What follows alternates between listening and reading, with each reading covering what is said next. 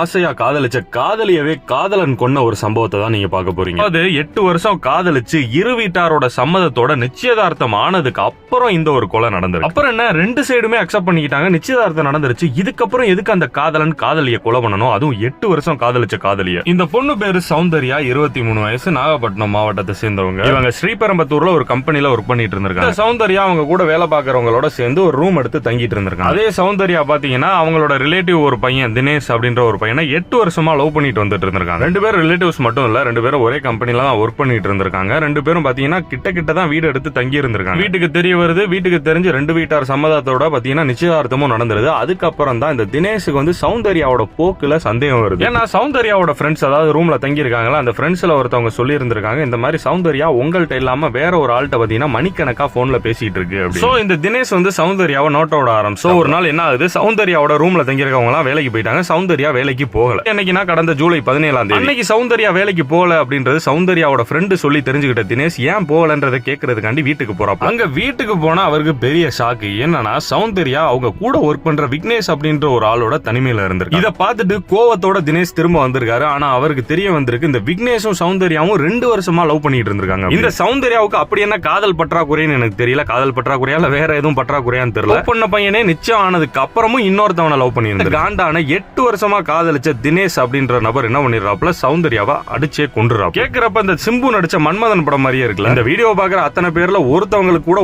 1% கூட அந்த புள்ள மேல, அதாவது இந்த செத்து போன புள்ள மேல வருத்தம் இருக்காதுன்னு எனக்கு தெரியும். இருந்தாலும் உங்களோட கருத்துக்களை கமெண்ட்ல சொல்லிட்டு போங்க.